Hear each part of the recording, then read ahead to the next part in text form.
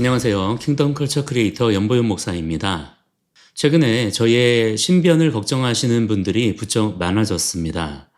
저는 아직은 좀 기우라고 생각하는 데 반해서 그런 것들을 굉장히 급박하고 심각한 위기 상황으로 생각하시는 분들도 있더라고요. 그래서 구체적인 대처 방안 또는 피해를 예방할 수 있는 여러 가지들을 말씀해 주시는 분들도 계십니다. 먼저는 그렇게 저를 위해 기도해 주시고 걱정해 주시는 분들께 정말 감사를 드립니다. 제가 무슨 어떤 든든한 조직이나 단체가 있어서 그거 믿고 소위 말해서 설치고 다니는 게 아니라 저는 정말 그동안에도 계속해서 외로운 길을 자처해서 걸어왔습니다. 뭐 어떤 저의 성격에 문제가 있어서는 아니에요. 물론 제가 막 엄청 사교성이 활발한 그런 사람은 분명히 아니지만 그렇다고 해서 대인 기피가 있다거나 사람을 혐오하거나 그러진 않습니다. 사이코패스나 소시오패스도 물론 아니에요. 저하고 실제로 사는 분들의 증언에 따르면 더더욱 그렇습니다. 단지 진리를 추구하는 삶을 살다 보니 자연스럽게 외로운 길을 가게 되더라고요. 물론 완벽하지 않습니다. 완전하지 않고 아직도 모르는 게 더 많고 부족한 것도 많고 실수도 많이 하지만 그러나 끊임없이 제 인생의 방향을 진리를 추구하는 방향으로 잡고 가려다가 보니까 필연적으로 경험하게 되는 것이 외로움, 다름의 길이더라고요. 처음엔 그것이 되게 두렵고 걱정이 되고 힘들었지만 그런데 하나님께서 허락하신 놀라운 은혜 중에 하나가 뭐냐면 적응입니다. 적응이 되더라고요. 그래서 지금은 오히려 이런 종류의 어떤 외로움이나 고립을 즐기는 편이고 여러 사람이 막 팀을 이루어서 일을 하는 것보다 이게 더 편하고 좋은 것 같습니다. 그런데 생각해 보면 그것도 아내와 아이들이 있기 때문에 그럴 수 있는 것 같아요. 만약에 아내와 아이들이 없었다면 정말 저도 견디기 어려웠을 것 같습니다. 아내와 아이들이 저의 가장 든든한 동역자인 것이 정말 너무 감사한 것 같아요. 제 사담이 좀 길었는데요. 무슨 얘기를 하려고 했냐면 지금 이렇게 제 신변을 걱정해 주는 분들이 많다는 얘기로 시작했죠. 그런데 제가 왜 지금 이렇게 제 신변에 대해서 걱정을 해야 되고 걱정을 받아야 되죠? 제가 무슨 사기를 쳤습니까? 성범죄를 저질렀습니까? 폭력을 행사했습니까? 제가 무슨 폭탄을 던지기를 했습니까? 제가 한 일은 단지 말을 했을 뿐입니다. 그리고 제가 했던 모든 말들에 대해서 저는 나름의 분명한 근거와 이유를 가지고 얘기한 거예요. 거기에 동의를 하든 하지 않든 그거는 듣는 사람 마음이겠지만 그러나 제가 거짓말로 선동을 했거나 없는 얘기를 지어냈다거나 하지 않았습니다. 각자가 진리라고 믿는 기준이 다 다르기 때문에 그 입장에 따라서 해석의 여지가 다 다를 수는 있겠지만 그걸 가지고 제가 신변 보호에 대해서 걱정을 받아야 되는 그런 상황이라고 하는 이 자체가 너무 기가 막히지 않습니까? 심지어 그런 보복 혹은 해코지를 무슨 어떤 불특정 소수 어떤 이해관계에 있는 당사자 간의 개인적인 그런 게 아니라 법적 절차에 의해서 법적 조치에 의해서 제도권 아래서 그렇게 받게 되는 거라면 이건 정말 말이 안 되는 사회인 거죠. 우리가 차별금지법을 반대하는 근본적인 이유도 마찬가지이지 않습니까? 틀림과 다름을 구분하지 않고 그들이 세워놓은 새로운 질서에 의해서 모든 가치들이 판단받아야 되는 거예요. 차별 금지를 위해서 모든 금지된 것들을 금지한다라고 하는, 그래서 전혀 다른 형태의 새로운 역차별을 조장하고 전 사회적인 불평등과 혼란을 야기하는 이런 말도 안 되는 짓을 벌이겠다고 하기 때문에 차별금지법을 반대하고 있는 거 아니겠어요? 그런데 지금 벌써부터 그런 일들이 너무나 자연스럽게 아무렇지도 않게 하나하나 추진되고 있고 이제는 그거를 실제적으로 걱정해야 되는 시대가 되었다는 것이 너무나 이것은 참 비참한 것입니다. 물론 실제적이라고 할 만한 위협은 아직 없어요. 기껏해야 악플로 너를 내가 어떻게 하겠다, 눈에 안 띄게 조심해라, 어디에 신고하겠다, 법적 조치를 하겠다. 또 어떤 사람한테는 전화도 왔었어요. 내가 당신 법적으로 조치하겠다, 내란 선동으로 고발하겠다. 그래서 그렇게 하라 그랬는데 아직 아무런 조치가 없네요. 그리고 최근에는 교단에서 예의주시하겠다라고 경고받은 거 하나 있고 무슨 사이트에 제가 내란 혐의자로 올라갔고 이런 정도가 현재로서는 다예요. 그러나 지금 제 실제 삶과 사역에는 아무런 지장도 없고요. 해도 없습니다. 물론 그만큼 교류의 폭과 활동의 폭은 좁아진 부분이 있지만 굳이 뭐 그들과 교류하고 친하게 지내고 할 아무런 이유가 없잖아요. 그래서 저는 아무런 현재까지는 불편함이 없어요. 그러나 많은 분들이 걱정해 주시는 것처럼 이재명이 대통령이 되고 민주당이 우리나라의 정권을 잡게 된다면 그 모든 기후들이 그날 이후로부터는 굉장히 급진적으로 현실이 될 거라는 사실을 저도 알고 있습니다. 그 분명한 증거가 뭐냐? 홍콩을 보면 알 수 있죠. 홍콩에서 지난 2020년에 국가보안법이 시행되고 2021년에 선거법이 개정되면서 어떻게 되었냐면요. 소위 애국자만이 출마할 수 있도록 선거가 제한됐어요. 강력한 사상 검증이 국가 시스템적으로 이루어지는 거예요. 그와 동시에 야당들과 시민단체들이 대거 해산되거나 강제적으로 활동이 중단되었고요. 홍콩은요, 지금 모든 야당 정당들이 다 해산됐습니다.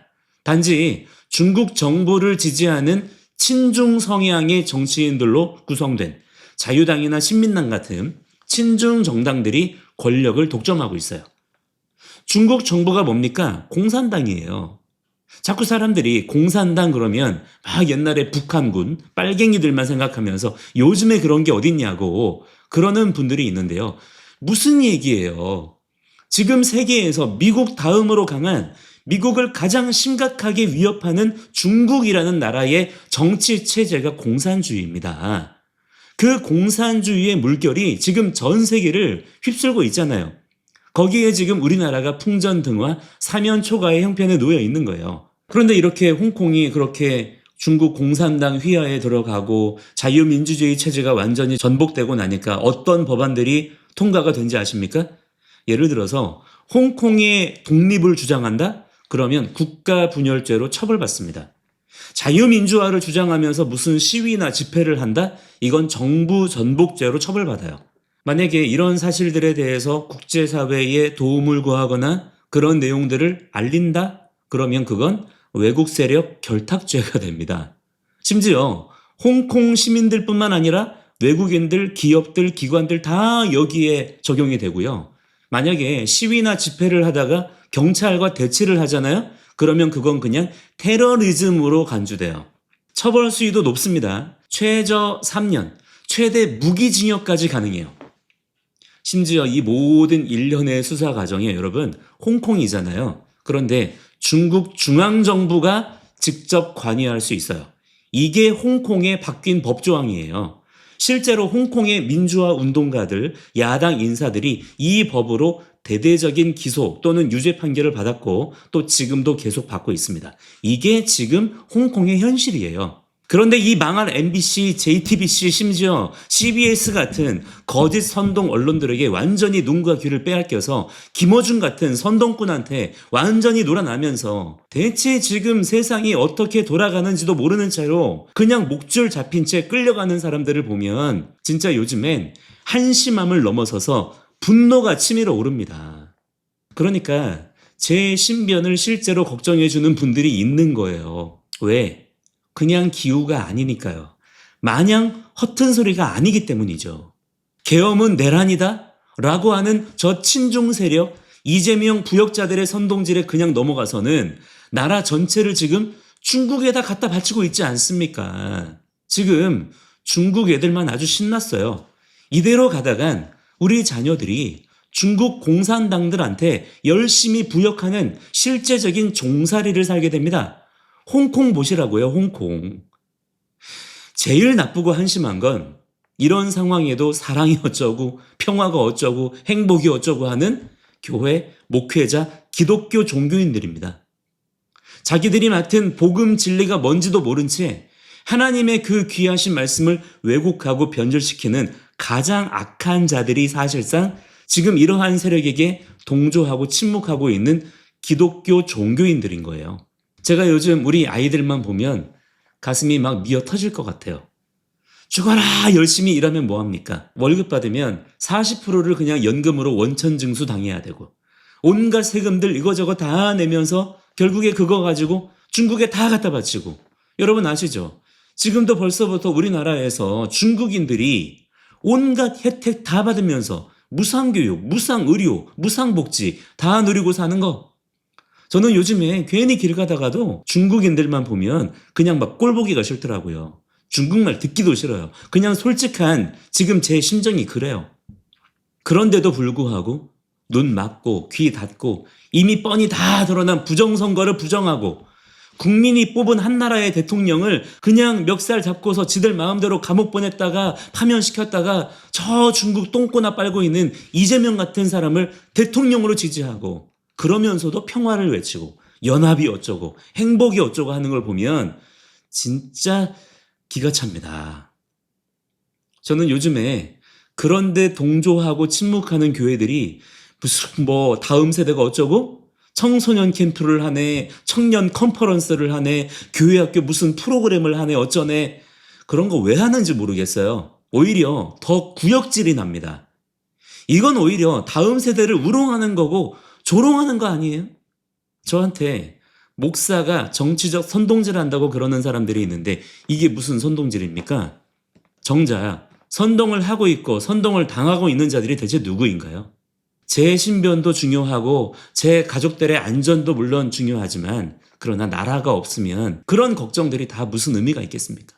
자유가 없으면 강제로 입막음을 당하고 사는 사회라면 모든 생각과 감정이 통제받아야 되는 그런 인생이라면 무슨 의미가 있겠어요?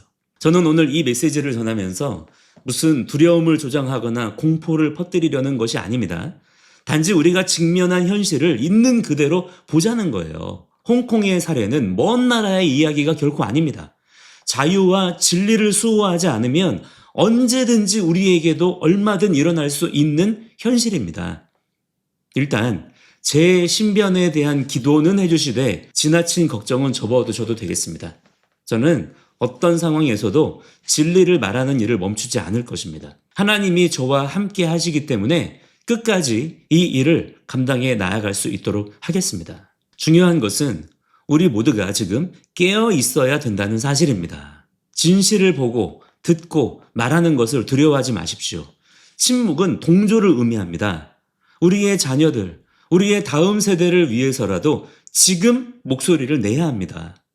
진리는 결코 침묵하지 않습니다. 오늘 이 저의 메시지가 여러분의 마음에 조금이나마 와닿기를 바라고요. 그리고 각자의 자리에서 할 수 있는 일을 더 이상 주저하지 마시고요. 시작하시기 바랍니다. 할 수 있어요. 작은 행동이라도 옆에 있는 한 사람에게 이러한 진실들을 얘기해 주는 것이라도 하시기 바랍니다. 그것이 변화의 시작입니다. 저는 다음 영상에서 다시 찾아뵙겠습니다. 감사합니다.